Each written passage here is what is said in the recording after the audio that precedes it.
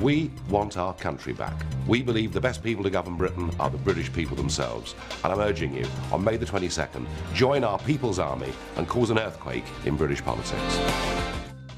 The ground is still shaking after the earthquake caused by Nigel Farage and his party, the United Kingdom Independence Party, UKIP. They're running on a nationalistic message. Farage and his upstart party scored a stunning victory in the European Parliamentary elections. Sun News contributor Simon Kent is in London, England. He joins us now there. Simon, quite a shocking victory for people that weren't paying attention, but for anyone watching the two main parties drift away from average everyday Britons. This should not be a shocker. It shouldn't be a shocker because I think there are a lot of Britons who just want their country back. They look at the elite political class in all the old mainstream parties. They don't know like what they see, and they see UKIP. They see Nigel Farage embodying a lot of the things they hope for Britain that they sort of gave up on. They want to get their country back. They see immigration as a key point, something that they point to. They see a lot of change that they don't agree with, and they see Britain ceding so much power to the EU, to these faceless bureaucrats in Brussels. This is a huge protest vote, and don't underestimate the consequences here, because these will be right across the political landscape in the UK over the next 12 months. Well, I know that like Canada, the political class tend to lecture the people, that we're all too stupid to run our own lives. A bit more so, though, I think, in Britain.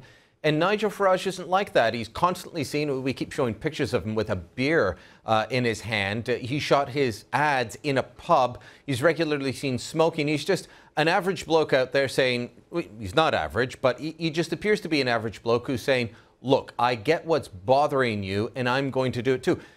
He wants to say, bring Britain back from Europe and having Europe control everything. Will that actually happen now that he's won so much power in Europe? I think it's happening slowly. I think it's going to happen over a longer period of time than what we've just seen. But this, as I said, is a seismic event.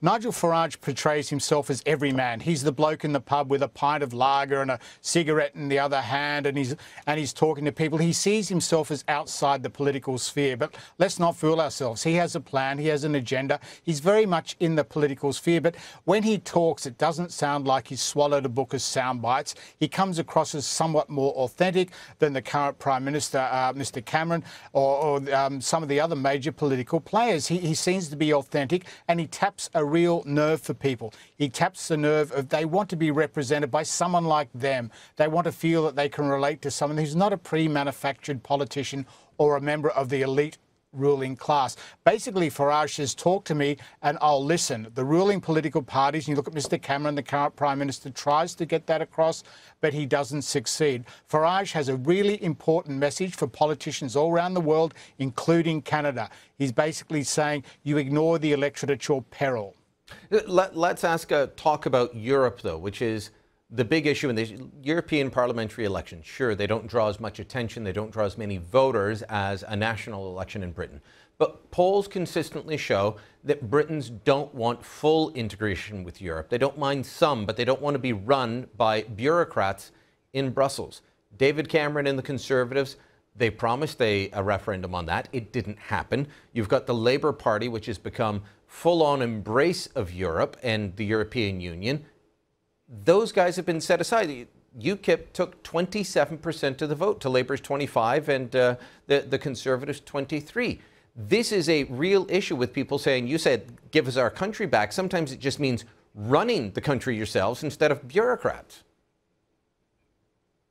And this is a widespread feeling. You've tapped it there. This is happening in France with Marine Le Pen and the National Front in France on the past weekend. There was a strong swing right there. It's happening in Greece. It's happening in other countries in Europe.